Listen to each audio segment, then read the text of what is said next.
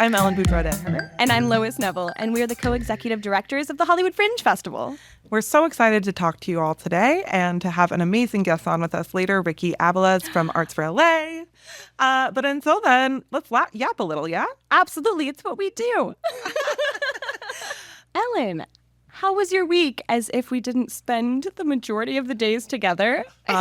Literally 100%. I feel like I've seen you more than I've seen my cat this week. Which is saying something, because she's not a hider. No. I feel very honored. What a big day for me. Not a good day for Toast, though. No. Apologies, Toaster. But what has been so exciting, we got to go to the State of the Arts. I got to go to some Olympics convening sessions this week and learn about how the Olympics and the arts are going to intersect. And we've also gotten to do so much work with our tiny, amazing team that got re-onboarded to plan the 2025 Hollywood Fringe. Yeah, and you brought up the Art Summit. The Arts for LA State of the Art Summit was so exciting this year, and I feel like they do such amazing work in general. But I think for us, every year, like the Hollywood Fringe pivots based on the needs of our community, of our artists, because at the end of the day, we're a service org. And it was really cool to be in that room with over 400 industry professionals and really talk about the place we're in the arts industry. Yeah. And I think it really helps us kind of form what the needs are that Fringe needs to fill. Yeah. And that's something we talked about that I just wanted to bring up here, which is the bridge that we are in between the industry, which is exactly what this podcast is all about. Yeah. It's 100% what we're aiming to do right now, is kind of have a peek behind the curtain of these conversations that were happening and building a table that everybody can be at. Because I think one of our main problems here in Los Angeles is a communication problem. Yeah. I didn't know until recently, because of my position, how the arts really worked in Los Angeles. Nor did I. Yeah. And I think if we all had a better understanding of the many different levels and the many different players involved, it helps us all do better work within our place in the ecosystem. Yeah. And if you think about it, Los Angeles is in this really unique space where we not only have our federal and state government that are over us, which, by the way, give us peanuts in funding, but Call out. State, zero. Federal, very little. And I really think that, but we also have a unique structure here, because we also have a county that is so large and so impactful. We have the Los Angeles City, which is what the Hollywood region is in. And then you also have your neighborhood. So our neighborhood is Hollywood. And Hollywood has its own specific set of needs and issues, and also some amazing things. So it's just one of those things that, like, as I've been able to peel back the onions, being able to help you all be there with us, understand what we're learning, and doing that knowledge share is just so exciting for me. And that's what we're going to jump into this month. There is a pretty giant election approaching. And in general, I think there's a lot of anxiety surrounding funding, surrounding what's coming next, because an election will do that to society. But also things are in a bit of a confusing state. And we're really excited to talk a little bit about advocacy today, but we see ourselves in the future being able to talk so much more about other opportunities and be able to kind of, like Lois said, open up some doors for folks that feel like they've been shut for them before. Yeah, when you're expected in our industry, you're expected to wear so many hats, right? And in a world that's constantly changing, and an industry that's constantly changing. And so we were excited, and props, respect, all shout outs to David Haverty, who's sitting behind the camera right now, for really pushing this, because these conversations are interesting to us. Like, we are excited to have these conversations, and we're excited to continue them through this podcast platform, because the information is always going to change. And so we get to dive in on a regular basis into the things that we're curious about, and we assume that you are as well. Yeah. So, let's talk for a second a little bit about what we've just been doing this week, because I feel like this week has been so interesting for us. So how Fringe kind of works is, our organization is super tiny. I don't think people understand that Lois and I are the only full-time staff here at Hollywood Fringe, but we do have an amazing part-time staff that we love, and thank you so much for making us have enough availability to do shit like this. And as we look to explain, I'm looking over at Roddy, who's here working with us, just not on camera yet. Jeanette, who is behind the scenes, always making sure that things are going up. And I think as we've kind of expanded out our staff, one of the main things that we've realized our role is to fill in the gaps. And something that we've learned this week, I learned so many things. First of all, I learned that there was a Fringe before our Fringe in Los Angeles. Truth. Did you know that? I didn't. Okay, but I didn't know that. I don't know much about it, though. Somebody told me about that like years ago, and I was like, that's cool. And I like completely went out of my mind. And then I met somebody yesterday who was like, yes, I ran the 85 and 86 Los Angeles Fringe. And it was like, we'll fact check that later. I believe it was that, but it was like in response to the Olympics. And it's just so interesting. Like I'm learning new things about our industry every day, and being able to have that context is like teaching me how to be a better arts administrator and how to not recreate the wheel. Yeah, and we're also really learning where Fringe fits in. Again, like things are constantly changing, right? We're evolving, but I think being ready for those pivots and being ready to fill the gaps that are happening in our current year in time and industry is so important. And right now, Fringe really is a bridge for artists to get to that next step, to get to that, the more institutional theater space, the space where they're not having to continually work 4 jobs just to pay rent, have healthcare, and live exciting, full lives as artists. And so we're excited to dive into how. And then also just to get more people to know what Fringe is, because I feel like we are still the best kept secret in Los Angeles. It is still so underground, so grungy. We're exclusive. I did not come really. from Seattle, so maybe that's a part of my grunge coming in. But what's so funny is like we're probably like the least exclusive place because we are open access, but people really don't know that, and people don't really know how they can just really dive in and create their own creative careers. Yeah. And so being able to talk about Fringe, but also what you do afterwards to continue that success is just so important to us. Because that's so important to us in general. As like we took over the festival in 2020, and we really took a hard look at what our goals were as administrators, as arts lovers, as artist supporters. And it is we want Fringe to play a part in your journey. We do not want it to be the end all, the only opportunity you get, because your story deserves so much more than one stage in one community. And so getting goosebumps, but it's so exciting. And we get to see some artists really take those jumps, and how we want to investigate how we can further provide a launch pad for artists. And last of all, we're just yappers. We are such yappers. We're such yappers. But the truth is that sometimes we'll talk to people and be like, oh my God, I wish that I had known that, because Fringe is like so hard to kind of get information about, even though we do have our workshops and we have our town halls, but being able to kind of dive into the history, dive into the intentionality in a way that we really only do in private conversation. And being able to have that private conversation with every single one of our Fringers is something that like we're really interested in. Being able to have you understand who we are, understand what our organization goals are, and how we want you to, how we can support you, and what goals we are able to support and which ones maybe we can't because we don't have the capacity yet. And sometimes there's stuff that we just aren't yet, and maybe you can bring to our attention and we can incorporate into our organization. Yeah, and it's kind of just what Fringe is, right? We always say, like, it's not you're learning from Ellen and I. Like, we will never claim to be the experts, the know-it-alls. Like, yeah, we're yappers, but we are not necessarily a repeater. I'm a yap repeater. Exactly. And I think that's how Fringe in general is structured. It's not about our expertise, or that, you come to Fringe to learn from us and our staff. No, it's about the shared knowledge that exists within the community. The Fringe community has over 2,000 artists, 40 venues. The shared knowledge in those spaces, that's where the knowledge is. And so it really lends itself to a podcast where we're not here preaching the brilliance that we have to offer. We're here asking the questions that are on all of our minds. And bringing in experts to tell us what to do. Yeah. Because the truth is that I wouldn't have done anything in my career if I hadn't just asked people, hey, I need this. And actually, that's a great introduction to our guest today. Oh, perfect. We nailed it. Our guest is Ricky Abilez. And Ricky is this great center of Los Angeles advocacy when it comes to the arts. I had this really great opportunity in 2018 to join the Arts for LA Activate program.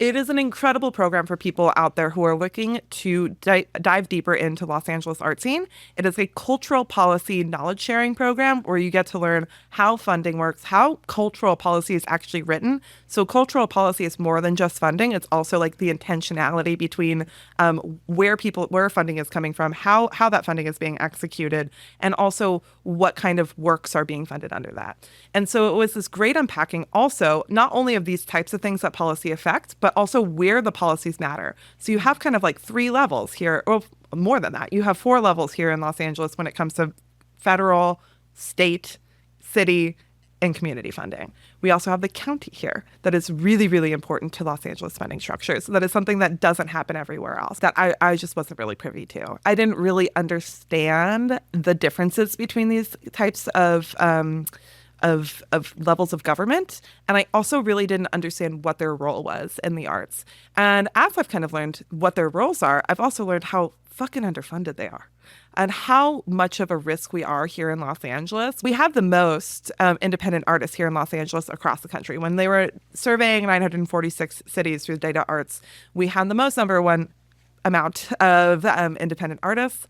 We also had cultural service organizations. We have so many of them. But what we really don't have is funding. We are 946 out of 947 when it comes to state funding. We are really far behind in the 140s, I believe, when it comes to federal funding. When you really look at the differences of how funding operates here in Los Angeles versus Florida, for instance, yesterday at State of the Art, it was about $2 spent per person on the arts versus here we spend about 60 cents. The data is just crazy. If we're that much further behind Florida, what are we doing? Sorry, Florida. I'm not. I'm calling it what it is. But our Florida fringes would actually probably concur with us because Right. I don't know if people know what went on with our Florida fringes, but Governor DeSantis cut all of the funding for the arts because of the sex festivals that were the fringe. So the fringe is this really contentious place in the arts. It's also here in Los Angeles in a contentious funding structure because our funding structure is not really so stable. And so here you have a lot more arts that are being funded by corporations, being funded by individual donors, which means you have to have a certain level of access as well as a certain level of removal from criticism and kind of PR strategies to be able to make that art, which sometimes is hard. And I fully believe that private funding is necessary for the arts. I'm not saying that we should never have private funding. I'm saying when there's a disbalance between federal, state, and private funding, we have a really hard time having a fully inclusive and fully community representative structure of the arts. And the arts are integral to our society, to our city, county, country. So it does need to be funded to make sure it maintains. Yes. So that's something that we were thinking about.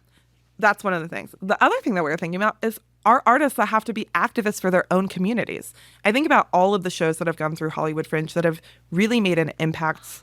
I'm thinking of Ya Basta, Time's Been Up, which was about the janitorial strikes for night workers that were dealing with rape on the night shift in Long Beach and in other communities. I'm thinking about Bluesology from this year. Oh my God, Gil Scott-Heron's Bluesology, which was the poems that Gil Scott-Heron recited by these amazing poets that ring true today, even though they were written 40, 50 years ago, some of them. Yeah, and the fact that, art has the power to change. And I think, right, that's a constant discussion and what a weight. And I don't want to, say that lightly because it is a weight that artists bear in being the best avenue to actually affect change, affect hearts, because it is art that affects. You have to have your heart changed. If you are stuck in one way of thought, it is through art because your heart is changed. You have connection to other people, and especially in live theater where you're sharing space, air, and a specific moment. It's not on television. There's no disconnect.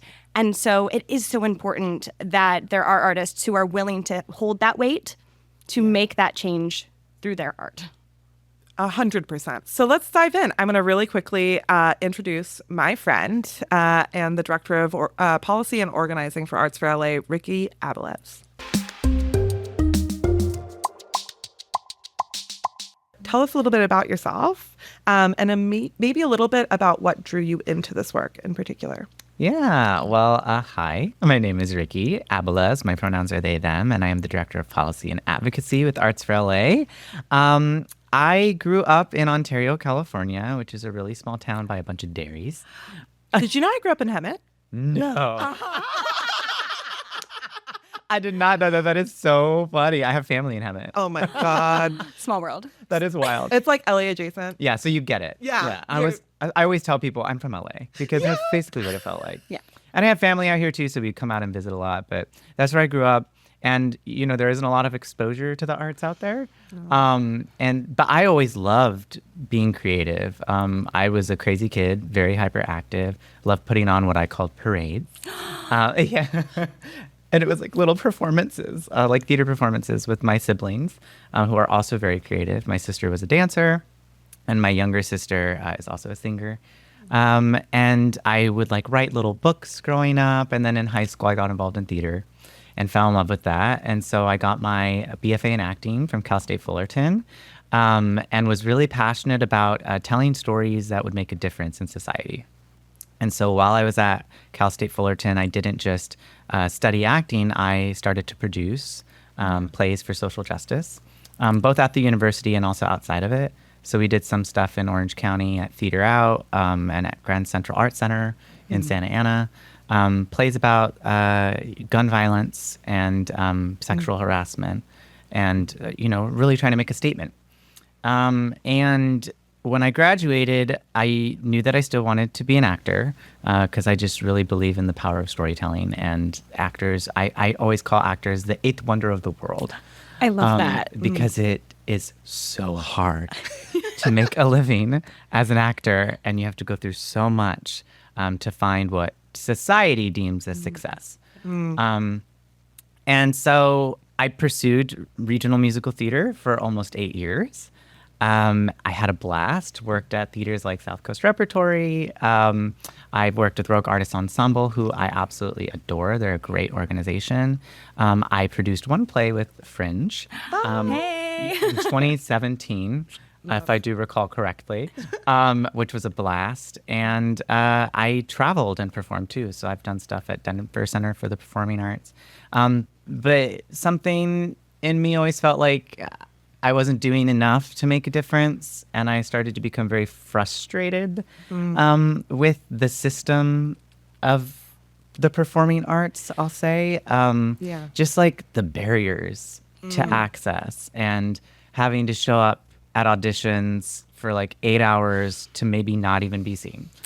Yeah, the disrespect of time. Yes. Yeah. Yeah. And I love, the disrespect of time. Like, I've tried to tell so many folks it really is disrespectful because folks don't understand, like, actors are taking time off of work to go and audition. They're losing out on money. Some of them don't have forms of transportation, so they're getting up really early to get on a bus to get to the audition. I've started to become very frustrated with that, and I felt like I didn't have power to change it as an actor. No one would listen to me, or they would tell me, be quiet, it's not your place. And I actually felt bad because I did feel that I was stepping out of line whenever I would voice my concerns. And so I started to ask myself, like, what can I go do to change the system? And it happened around the same time as a lot of racial injustice with George Floyd, Breonna Taylor. And I was like, I don't feel I'm doing enough for society either. And so what can I do that can kind of bridge these things together? And I was like, I'm going to go back to school and I'm going to study policy, learn about these systems and how we can change them. And so that's what I did. I got my master's in public policy analysis from CU Denver while I was performing in Denver, which was wild. Amazing. That's incredible. It's like the universe aligned and made it all make sense. They were like, oh, you're going to go to get your master's here? Why don't we book you a show here? It was wild. Yeah. What a And gift. balance. I know. And a beautiful balance of the things that you love. Yeah. Yes, Yeah. truly it was. And doing them at the same time was also super helpful to understand how they overlap. And not to forget one side over the other. Yes, Yeah. exactly. And not even just how those two overlap, but how it overlaps with education too. Because I'm very passionate about education and arts education. I taught for 4 years. And so, yeah, that's my journey as an artist and how I ended up at Arts for LA. And so when I talk about the performing arts in particular, it does come from lived experience. I understand when artists express their concerns and their frustrations to me. I'm like, oh, I get it. Yeah. And I feel like it lends to my solution-oriented mindset. My problem-solving skills, my critical thinking, all of that comes from my experience as a performing artist. Yeah, I love that. And I think it is so, like, the point you make about, like, it doesn't have to be this hard. Like, why is it the arts is the one industry where you're expected to work multiple jobs completely outside of your field just to pay rent, have health care, have a happy life beyond the grind that is the industry. And so I love calling that out and saying it doesn't have to be that way. No. Yeah, and even sometimes when you have like those service jobs or those other jobs that are run by people who are in these industries, they still won't be giving excuses for actors to be able to take off time to go do an audition. No. Right. And so it really is kind of makes it not accessible for a lot of people to be able to pursue their passions. And it means that people who do have privilege are getting ahead a lot further and a lot faster because they don't have to go to work and they don't have to run their schedule by somebody else. I know a lot of artists who have been unhoused before, Yes. and are still going to auditions. Yeah. We know too. It's and it breaks my heart that over 50% of people who participate at Hollywood Fringe are under the federal poverty line. And what is so awful to me is that there is not a lot of access for people to produce their own work outside of Fringe, but Fringe does cost money. And we're trying to make sure that we have these initiatives to fund those artists to do that work. But it is just, it's a little mystifying to figure out what are those touch points. And so we're excited to talk to you about that. Yes, Right. me too. And especially, because how does an artist, like when you're 1 month away from being unhoused, from, like so many people are living right on that edge. And so, you don't have to wait for the gatekeepers to let you in. But what other option do you have when you can't afford to take the risk to put your own work out there? And even if you don't come from a massive amount of poverty, it is inaccessible inaccessible to you. Because if you come from a middle class family, maybe your family can't pay for you to have a car in Los Angeles. Yes. They can't pay for you to have these sorts of things. So even though you have that little leg up, it's becoming like a 1%er of like you have that like luck and the privilege and all the things at once to kind of make things happen. And I'm so glad I've seen so much of that kind of change in our industry. And I'm seeing a lot of sways. I'm seeing people post more equitable casting calls where they're being very particular about their selection process so that they're not bringing just everybody into a huge open call that's going to go to nothing. Yeah, I mean, on top of all of this, I think what's so hard too is it's difficult to know as an artist, especially starting out, like where are the entry points and how do you get started and like how do you navigate the complexities? Because even with something like going to an open call, and this is just a personal feeling and thought based on my experience, but I've always wondered like, why can't people just book appointments? Like, why do you have to be in the union to book an appointment to go to an audition? Like, if we let everybody book an appointment, then you could maybe still work that day and Wild plan around concept. the audition, right? Like that is so wild to me that we expect people to show up and wait all day long. And then if they don't get seen one day and there is a second day, they have to call out of work the next day too, just to hope that they get seen. I mean, that is, to ask someone to do that, that's why we lose so many artists. And that's from the funding side, right? Because those organizations are not able to staff their organization in a way where they can make those appointments happen for artists. I see so many organizations that are so underserved here in Los Angeles that they're not able to create equity that they want to.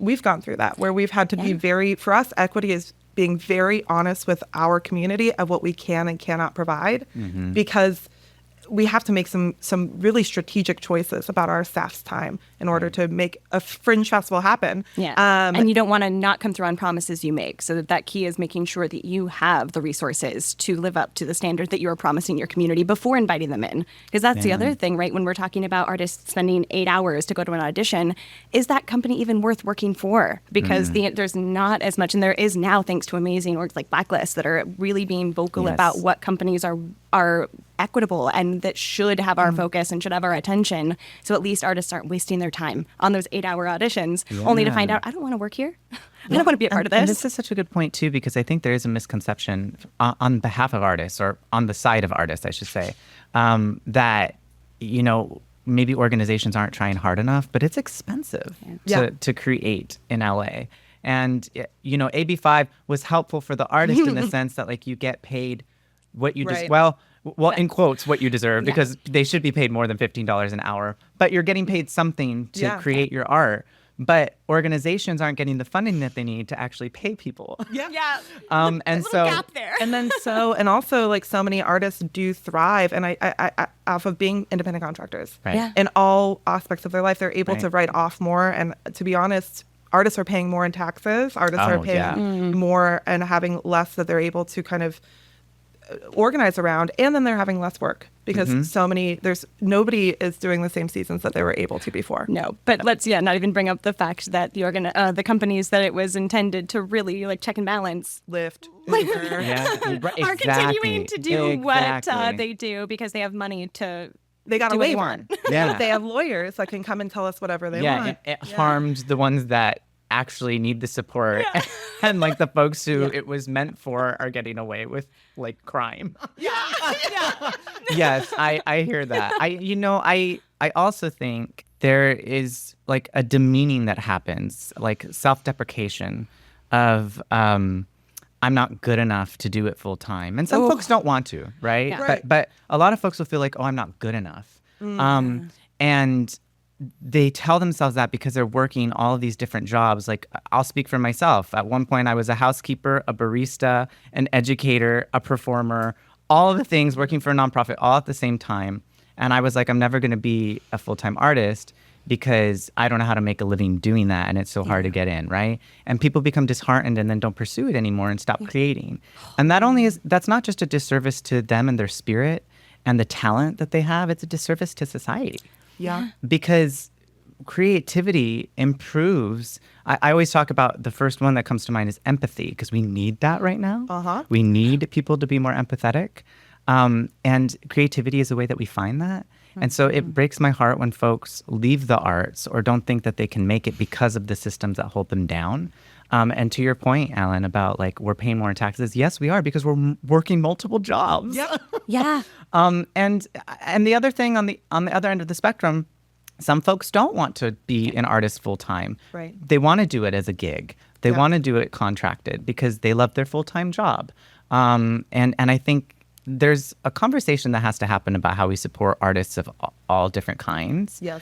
Get them paid what they deserve, and then also provide them with the resources so that they can sustain their work too. Because it's not just about pay, right? It's also about like, how do you write off taxes? Right? How do you find space not just to live but to work in, especially if you're a visual artist. Like, it is so hard to find space. Studio space has also just like gone up in cost, and then a lot of people are cracking down on home offices in their buildings. And yet artists are expected to change the world. Right. Because you're right, but it's empathy. Like, and that's why I think that's why most people get into the arts. They see that it's empathy that's going to change people's minds when it comes to politics, when it comes to how we treat each other. It is finding that empathy that you find more often than not in that sharing space with another human on stage versus the screen sitting in between. Kind of feels like the point.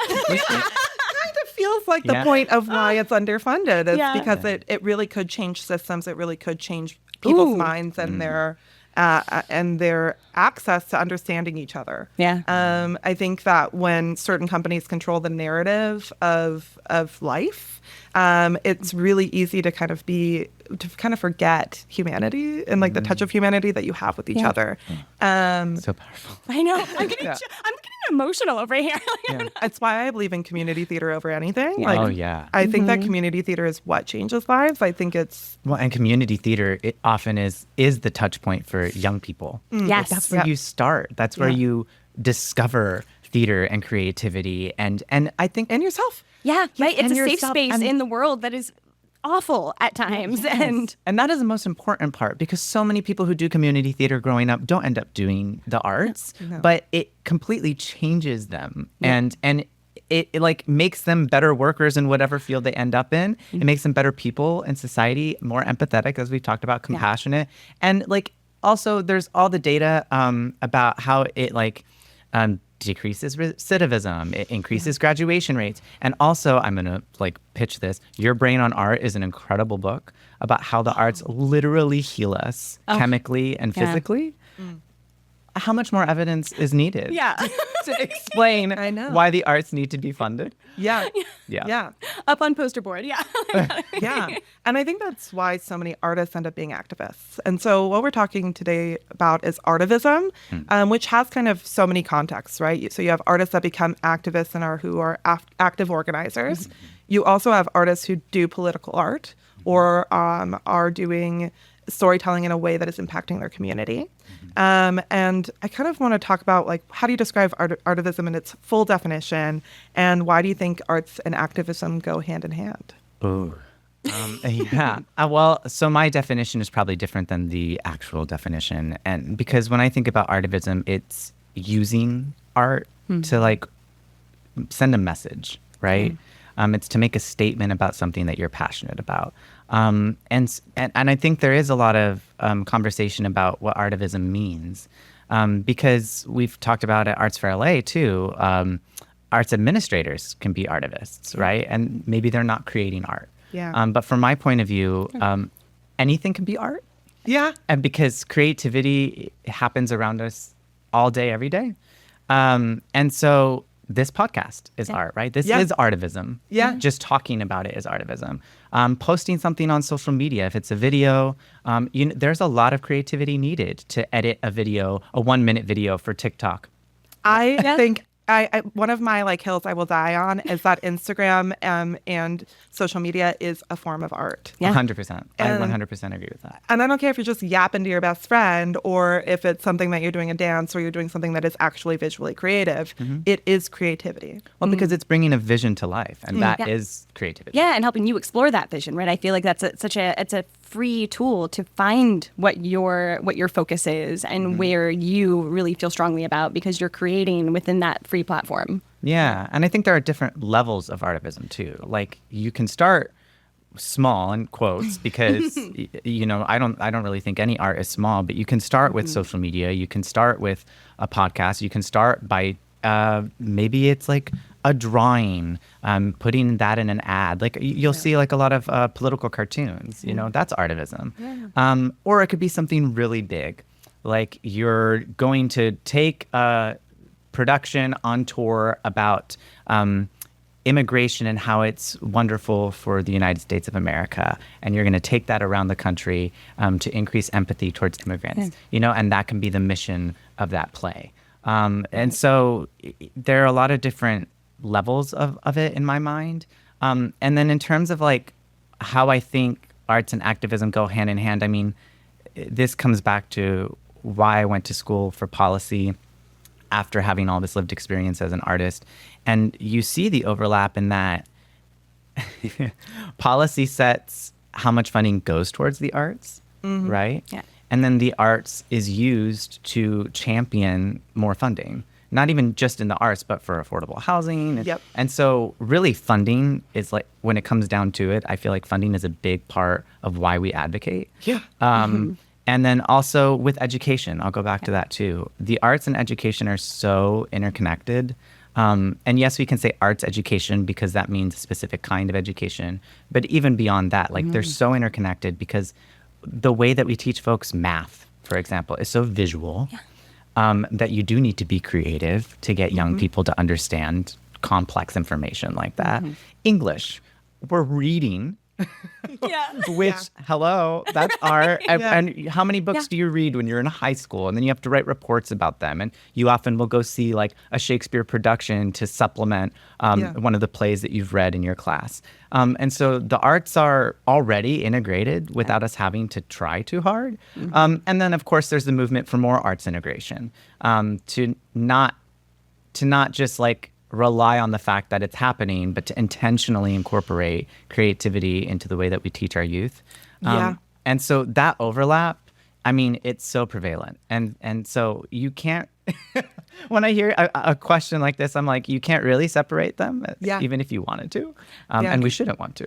Yeah. And in fact, I think it's so important to point out how not separate they are, because I do think people do forget that. And because especially the longer it's been since you've been in school, you forget how these classes operated. And I love seeing like more and more work with educators, like artists who are partnering with educators to make sure the educator is thinking about these things when they're in the classroom. And I also think in a historical context, the arts and the sciences were one in so many societies that we look towards, and both are being dismissed in different ways, I want to give a shout out to the Getty for PST Art and Science Collide, because one of the reasons that is so cool is what you just mentioned, the fact that they're both kind of under attack or being forgotten or not being taken seriously is really what it is. And so to see that connection is really powerful. And then also, again, this book, Your Brain on Art, like one of the things that they discuss is when they send, let's say, nursing students to a museum just to look at art, it automatically increases critical thinking needed to operate on like medical procedures. And that is insane. That just like looking at a painting can do that to your brain. Okay, we're going to switch gears a little bit because we can't talk for hours. And like it sounds like post podcast later on, we just need to go grab a coffee and just hang out and talk more. Totally. Because this is fascinating. Yes, we do. But I said it earlier, so Ricky, I've done a little bit of a deep dive. Being our first podcast, I am realizing my favorite part is just getting to like snoop with purpose and to know people, because people fascinate me and I love finding out more information. So now it feels less weird than just Googling someone. So you're welcome, Los Angeles. I'm just going to be snooping for the rest of this podcast. But I've seen in past interviews that you have been brilliantly vocal about the topic of risk. And as what I call myself a self-efficacy junkie, because I just love what risk does for the person. And I would love to hear you talk more about risk and like when is it important, how to be intentional with your risk as a human, as an artist, and as an activist. Yes. Well, as I'm sure you read, I believe that, again, like there are different levels of artivism, there are different levels of risk. So there's the personal risk of like pushing yourself out of your comfort zone. Because if, let's say you're an introvert and you get really anxious around large groups of people, pushing yourself into a really large group, like maybe going to a networking event, that's taking a risk. Huge risk, because you don't know, am I going to have a panic attack at this event? And take baby steps, but that's important, pushing ourselves out of our comfort zone, because it's the way you meet people who will open doors for you. And this isn't just about networking to like get a show. It's like networking to build relationships and friendships that will like heal your soul. And I know maybe that sounds too deep, but I believe that. And I'm often told like, oh, you have too many friends. And maybe there's a little bit of truth to that because I can't keep up with everyone. But I don't really view it that way. I more think that like we were put on Earth to connect with other people. And to create experiences together, to create art together, and to take care of each other. And you can't really do that if you're not exposing yourself to people, right? And that is a risk because it's scary to be vulnerable with someone that maybe you don't know that well, right? Absolutely. Like we're being vulnerable with each other. Yeah, exactly. And I love you. And we should. That is the power of shared humanity. And so there's that level of risk, and then are the big risks. So when we talk about like organizations taking risks, politicians taking risks, I think it's about stepping away from the status quo and being very vocal about a change that is necessary to actually progress in society. That can be very scary. And I have a lot of empathy for politicians and their staff because it is a very hard job, and you're under a microscope on a daily basis. And there are some folks who really do mean well. And they really do want to make a difference. But the system is so vast that it's hard for one person to cause astronomical change. I do believe that. And at the same time, we've seen in history, one person actually can cause that change when you actively make a decision. Like, if I don't get elected again, that's fine. If my career ends, that's fine, because the greater good is more important. And that is very rare to find that in someone. But taking a risk and stepping outside of your comfort zone and going against the status quo is so important.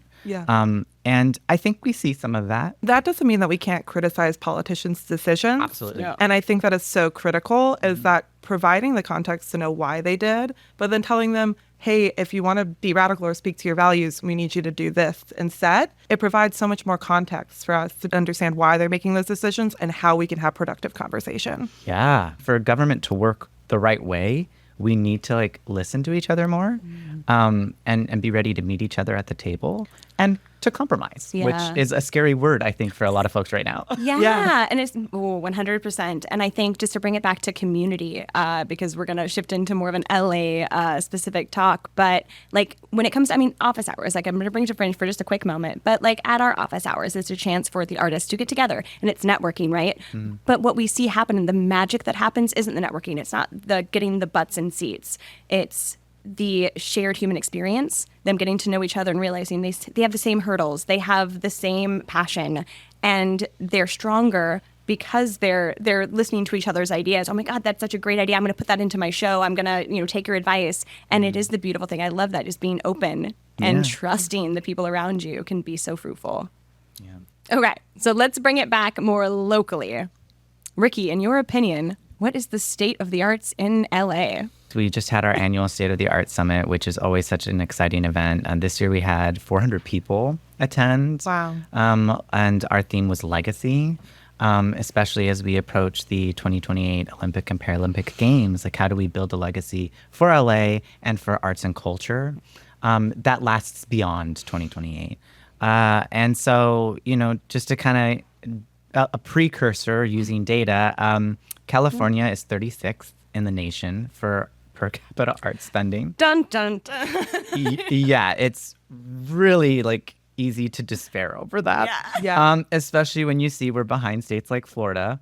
A state that's banning books, in art form. Well, and also a state that is actually cutting their arts funding 100% because of the quote unquote sex festivals that are the Fringe, calling out Orlando and Tampa. And a few other fringes out there. It's just so awful. The quote unquote sex festivals, I believe is the term. It is just really because disheartening. of drag and because of queer work that is not even their burlesque, because that is the antithesis of what a lot of these works are trying to do. They're trying to dispel myths about sex, and we're trying to have broader conversations. Well, and when some of it goes back to the trusting each other, and then some of it, when you talk about drag, it's not even about sex. I was just gonna say, like sexualizing something that is just truly art, and put aside everything and let's just talk about the makeup.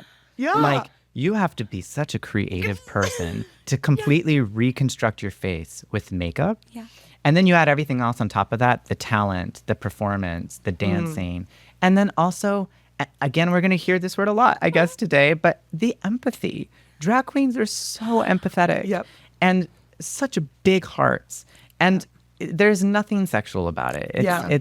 These folks are giving their time and their energy to spread joy. Yeah. At a time when we really need it. I did go to drag story time as a kid, so if you want your kid to turn out awesome, I think you should let your kid go to drag story time. Yes, I Agreed. 100% agree. And it is very disheartening to know that we're so far behind states that we criticize frequently. And then at the local level, it's not much better. We are hailed as the creative capital of the world in Los Angeles, and we are. But we don't really support that with public funding. And even if we just stay focused on the state of California, LA County and its local arts agency, so the Department of Arts and Culture for the County of LA, we get about $1.77 per resident in LA County. In San Francisco, it's about $33.22. And in San Diego, it's a little over $11 per resident. It's crazy. And there is an argument that, okay, well, we spend more on the arts here in the county because the county will fund certain venues. And so like the Ford receives funding from the county, LA Phil. But even if you include all of that funding, it puts us up at $9.45. It's still lower than San Diego and San Francisco. So we are just so far behind. And it is kind of bizarre to preach we are the creative capital and not have the funding there to prove it. Not they're to be so proud and not put the money where the mouth is. And because we do fund certain institutions so well, you also have this large gap of programming that is being able to be executed by certain organizations versus others. Like Hollywood Fringe does not receive very much money from the government at all. And we're talking about state, federal levels, as well as our communities here. And sometimes we'll be asked to execute 100 events for a $14,000 grant. Yeah. And that is just not enough to produce one event. Yeah. Not let alone 100. Yeah. And we're hearing this so much in community, and not only that you're not getting a lot of money, but that it tends to be reimbursement. So then you don't get it until you've already done all of the programming. Yep. Our fiscal year has ended before we've gotten some, and Exactly. And just the hoops you have to jump through to even apply for such a small amount. Yeah. We've heard so many folks tell us we're not even going to apply this year. It's like the snake eating its own tail, right? Because and I understand this argument that elected officials will share. We can't make the case for more funding unless a ton of folks are applying, so we can show the demand is there. So then we can get the money to meet the demand. And I To hear make your that. application easy. Right. And then that's the other side of the coin is like, well, the demand isn't there because it's so hard for people and they do not have the staff. Yeah. They don't have the time or the capacity. I mean, the amount of time it takes to apply to one grant is astronomical. It is like literally for a lot of these grants, it is 10%. It can be up to 10% of what you're actually getting is going back into the staffing of just applying and reporting for it. Yep. And that money should be going into the hands of our artists. right. Exactly. It should funnel to the right places and not. We're not get even stuck. talking about executing the program. And they require so much data, but there also isn't really any training available for like, how do you collect that data accurately and actually use it in a way that is compelling in a grant application. Yeah. And then also, like, some folks don't have access to some of the data that's requested. Like, how many clicks did you get on your website? Folks might not even know how to go look for that. Right. And so, there are far too many documents that need to be submitted with a grant application. We know that. And we hear from the field that not only is there little funding, but what there is a real need for is multi-year, non-restricted funding. And not related to a program, so that we can execute the program of General our organization and then apply for other grants to execute programs. Yes, exactly. Because so many nonprofits have gotten really scrappy and good at making a program function at very little cost outside of staff hours. But we're cut off at the knees when we're not able to pay the staff to do the program that could be pretty cheap and give most of the money to the artist when we don't have the operational fund. Well, and that's what we hear the most is that the most expensive thing and the hardest thing to keep is the staff. Yeah. Yep. And there is not really any general operating support. And in the county, the only general operating support they offer is the organizational grant program, which is a fantastic program. And I know they've been working so hard at the Department of Arts and Culture, and Arts for LA has been championing an increase for that program for almost a decade. And we finally got $1.2 million, which is super exciting. Like, yes, absolutely. I'm a big fan and proponent of celebrating small wins. Yes. Love that. Yes. And at the same time, we know it's not enough. Yeah, It's both not can be anywhere true. near enough. Yes. Yes. Like, we asked for 4.5 and that wasn't even enough. Yeah. Because really what it should be is like quadrupling the amount that we currently have, which is 4.5 million. Yeah. So we're very far away from where we need to go, but a small increase is helpful. Yeah. Has it been 15 years since the last 15 increase? years. Yeah. I'm thinking about our theaters that have a brick and mortar space. The cost of upkeeping your space is just so hard. And even if you're in a government funded building, for instance, so there's some people who are so lucky that they're able to get county space or they're able to get city space. You can't fund the facilities repair. No. Yeah. You can't fund the upkeep on those spaces because there's no grant programs for that sort of work. Well, and it's kind of wild too that in a lot of those spaces that the that the nonprofit is expected to do all of the like improvements. Yeah. Yeah. I'm like, but wait, it's government owned space. Like that doesn't make any sense.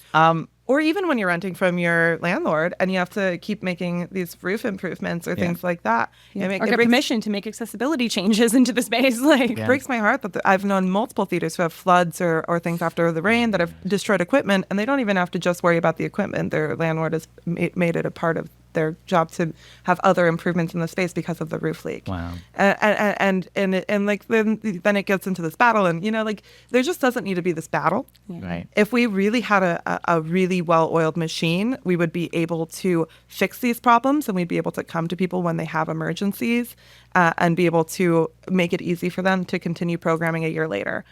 But instead, they have to fight and then sometimes not reopen. Yeah. Well, and that is the state of the arts right now, is that so many organizations are just closing permanently. Yep. and not even just losing space, like they're going under and they're not coming back. Yeah, or going down to one team member, which how do you operate with just one person trying to keep an org alive without, again, the trust, because it takes group effort to do anything of quality and to not be able to have that camaraderie. It's genuinely heartbreaking. I mean, and organizations I've worked for, organizations that I go and support, where I see theater on a regular basis, they've all told me this year that they're on the brink of closure. That next year, if they do not get funding coming in, they're done. Yeah. That is so heartbreaking because they're doing incredible work here. Celebration Theater, with the longest running queer theaters in the nation, but especially here in LA.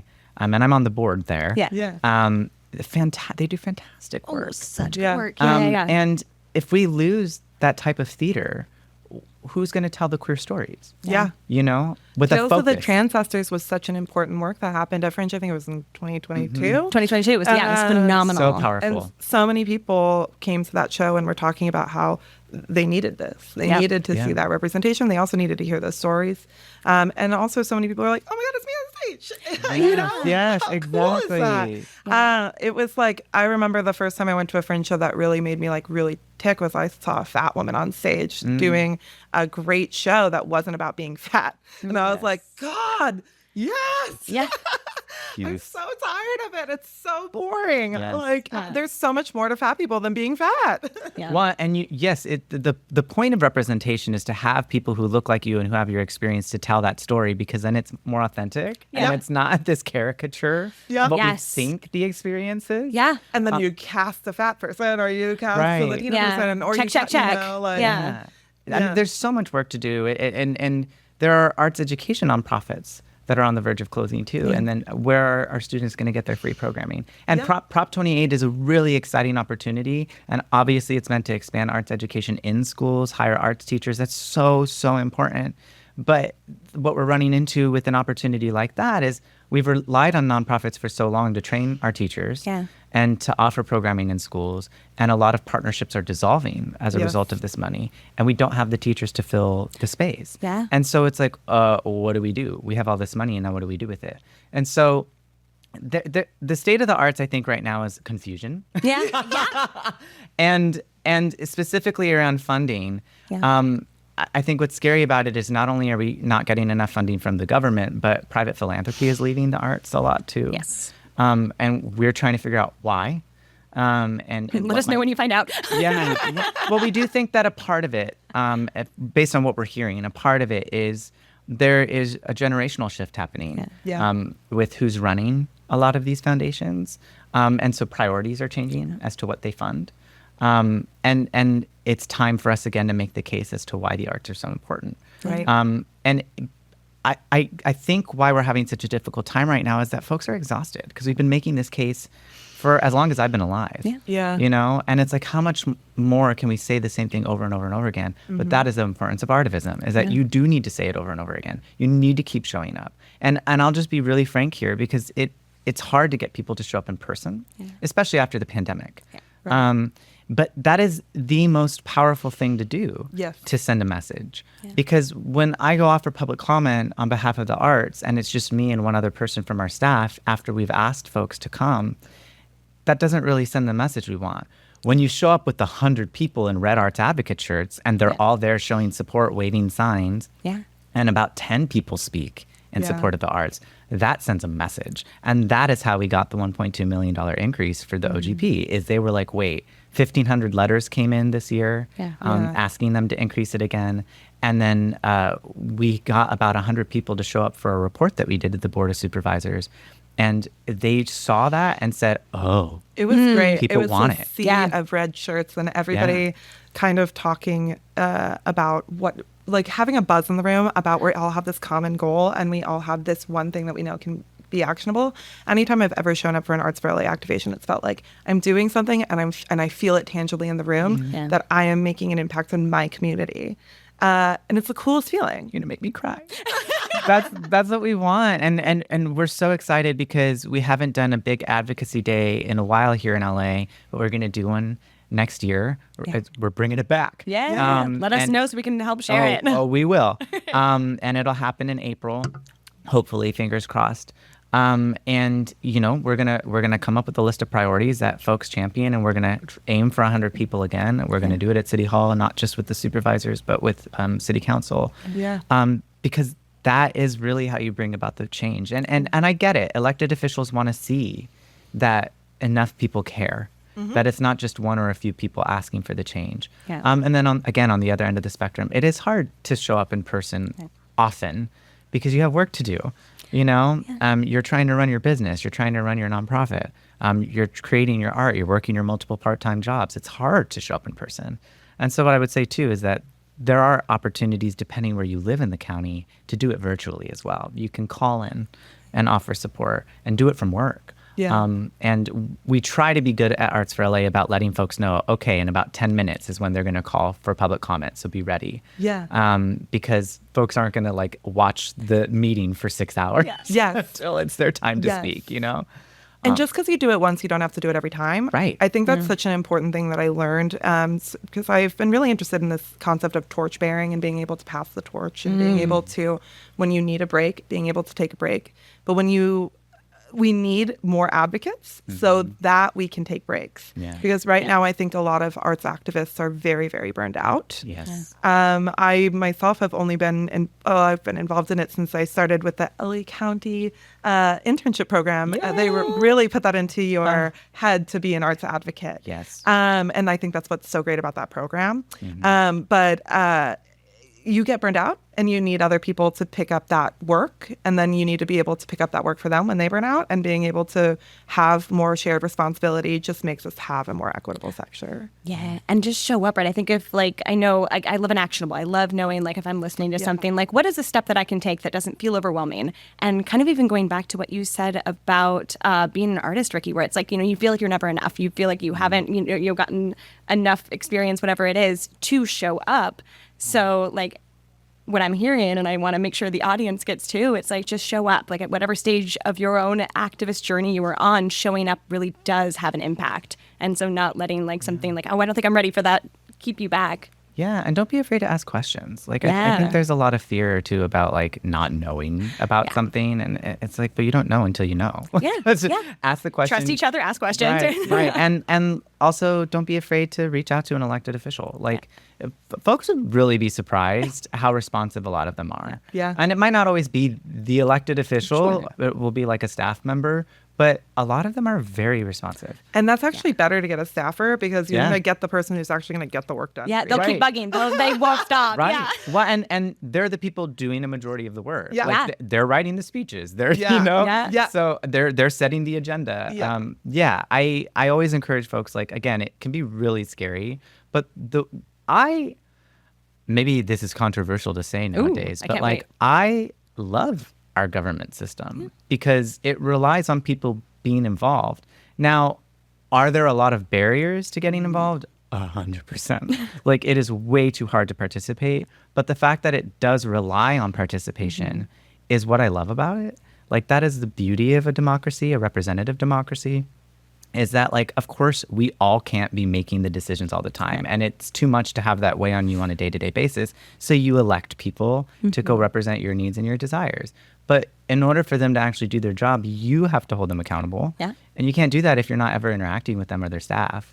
And it does seem like this very far away, scary thing, but it's only that way because that's kind of what we're told it should be. Yeah.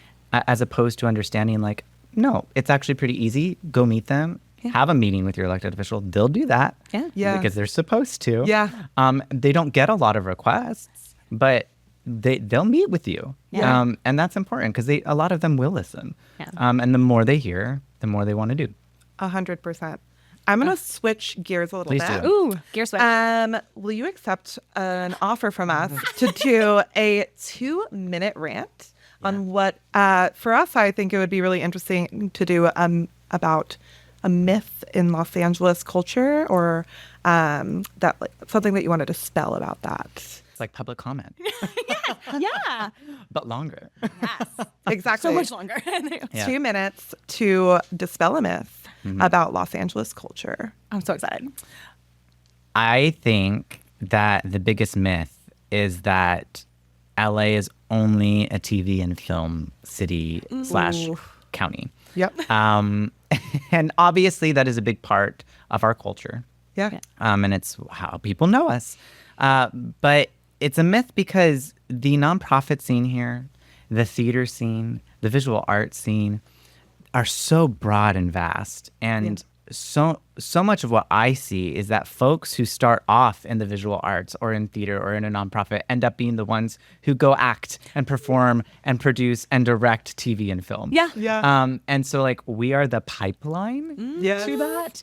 And there's always these comparisons between New York and LA, and like New York as a theater city and LA as the TV and film city. And what I really would love to communicate is that like both are both. Yes. Like Preach. a lot of TV and film is being produced in New York. And yes, they have a ton of theater. They're known for Broadway. Great. It is also very hard to get in theater in New York. It's not like it's any easier there than it is here. Yeah. There's just more opportunity in theater there. And then over here, it's kind of the opposite. There's more opportunity in TV and film, but it's just as hard to break into. Yeah. But there's a wonderful, beautiful theater scene here. And so I kind of resent this idea that you have to go to one or the other depending on what you want to pursue. You can be an artist of any kind in either region. Yeah. Is that 2 minutes? That was 1 minute and 30 seconds. Oh, my God. But you hit all the points. Well, good. I'm glad.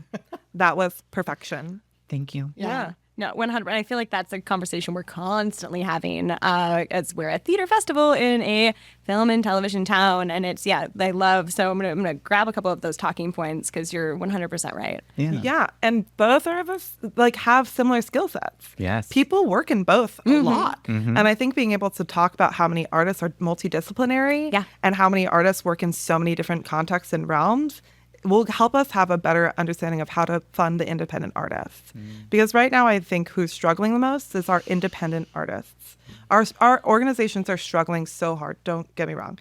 But without there being a lot of funding for individual artists to do individual projects, we're not seeing a lot of that work being able to be done. So accurate, and we talk a lot about this at Arts for LA. Our CEO Gustavo Herrera is like super passionate about this, like direct funding to artists, because I think also what we forget too is that like we're in a digital age, and people are creating things every day very easily.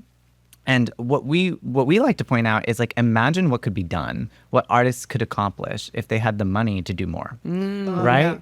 Yeah. And not just digital media, but like all sorts of media. And we can be so innovative about this too. Like imagine what we could do if city or county government would offer free space to produce art, right? Yeah. And like that removes a barrier so quickly. If there was a way to fund all of the equipment required to do something like a podcast. Yeah. And so you're just focused on creating the art. A resource like the Octavia Lab is at the Central Library is like a great example of what could be in more communities, and being able to access something like a podcast studio that they have there. They have sewing machines. They have 3D printers. It is such an amazing studio, and being able to have more of that throughout the county just would be so great.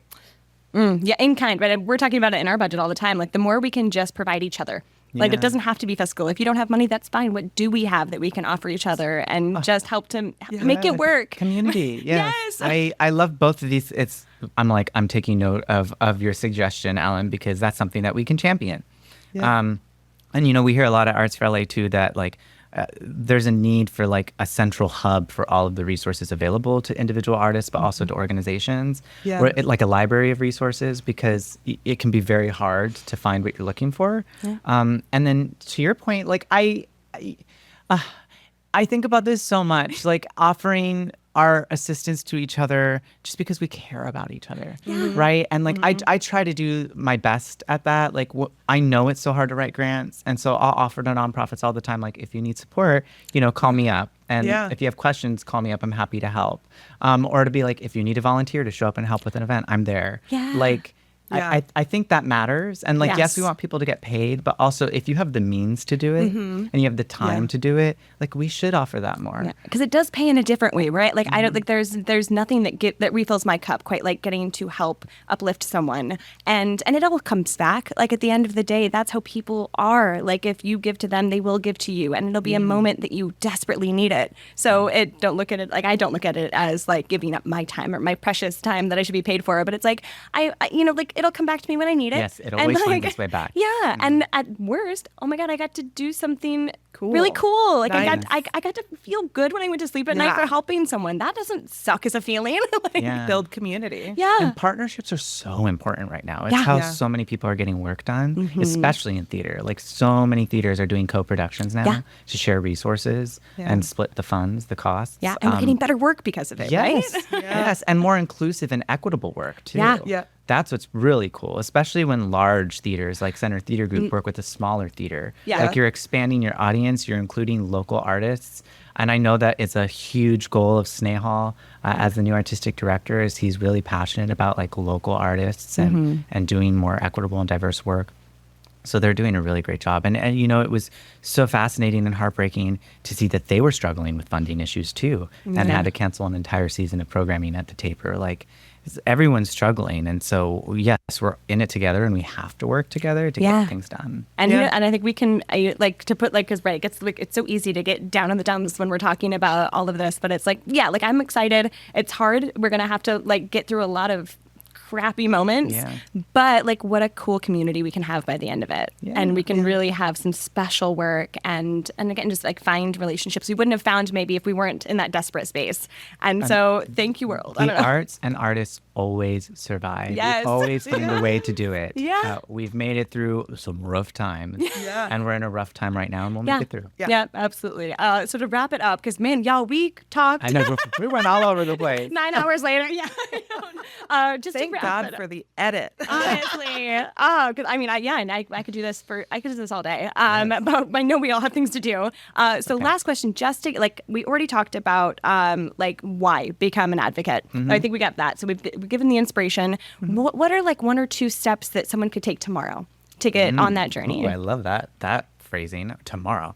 I always tell people the first thing you can do is go to Google, type in wherever you live, type in the name of your city, type in city council meeting, and immediately you will get a link that leads to the agenda for the most recent meeting. Attend the meeting. Go listen to what they're sharing, what's happening in your community. If you want to get super specific, you could type in arts in that Google search too, and it'll bring up an agenda that includes the arts. And go to the meeting. And then eventually, once you kind of get a feel for it, I would encourage you to take the next step of offering public comment. Share your thoughts on what's happening. And this is not as complicated as it might sound to some people. No, super like simple. It's just how you feel about the thing on the agenda. And so sometimes, yes, there are talking points to send a message. Other times it's just about sharing your feelings. And that is so valuable. So that is one way. The other way, get involved with your local organizations like Arts for LA, like the Fringe Festival, folks who are doing the work to help build community, to make it easier for folks to interact with each other. At Arts for LA, we try to make it as easy as possible to take action. We have an action center through Quorum. You can find it on our website. You can sign up for an account. If you don't know who your elected officials are, when you sign up, it immediately lets you know who all of them are. So at the federal level, the state level, and the local level, you figure out who represents you. You also can contact them because their email and their phone numbers are included in our action center. Great. And then for taking action, when we put out an alert, it will often be like a one-click letter. So you can read what's written there, or you can just trust us. I'm so busy that I'm like, I just trust them. Not with our agreements, but with our letters, yes. Well, I'm talking about this is great. It is great that you're able to just send an action alert through your site by just filling incredible. in the blanks with what you need to fill in. And because when you get involved, you can learn how to trust the narrative. Like I know the policy agenda of Arts for LA, which means that I know what's being advocated for, which means I can do such easy things to just like boom, boom, It's boom. just your name, your email, hit send. Yeah, or if it's new for you, what a great way to get to know the narrative. What a great way to get Very some true. of those words for your own talking points. It's great. And like to stay up to date too, we also offer a blog post on a monthly basis. It's called From Ricky's Desk. And it's just me giving a download of like all of the things happening in the advocacy realm, but also like policies that are being introduced for a quick download for folks who like can't stay, in the weeds all the time. Love it. So those are a few ways to like get involved. That's awesome. Thank you. And thank you for all you do. Arts for LA does. Like, it really does make it digestible and really easy to get involved, because it can be overwhelming to try to find all of these pieces on your own. So thank you for dedicating so much of your life to making the world better. Well, and thank you. Thanks for having me on. Thanks for all the work you're doing, creating opportunities for artists and like really creating that pathway. I mean, it's so wonderful. And I've seen so many powerful plays at Fringe. Being a participant at Fringe was just so exciting and really helped set the tone for me when I moved to LA. So thank you for all the work you're doing. And the last thing I'll say is like, everyone go vote. Yes.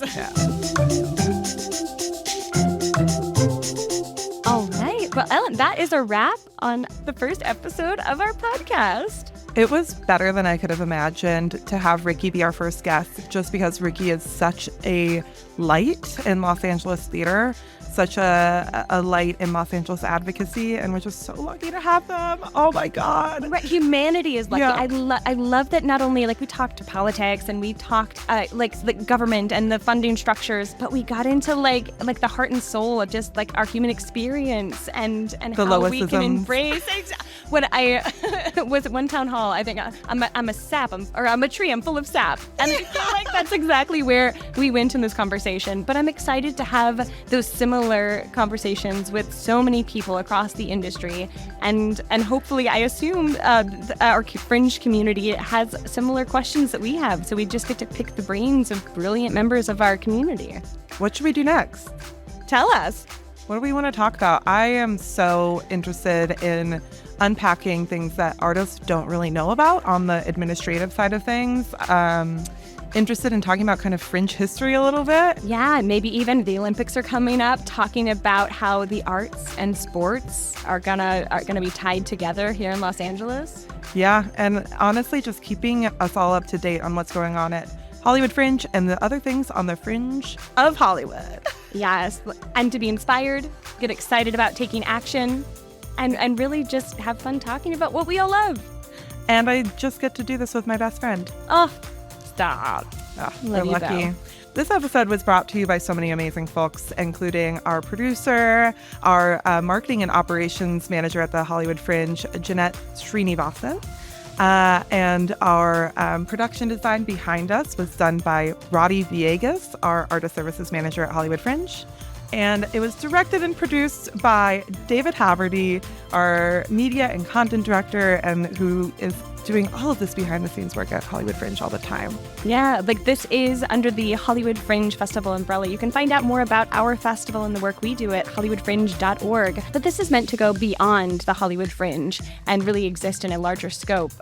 So we hope you'll join us for that journey. So until next time, we'll see you on the Fringe In Hollywood.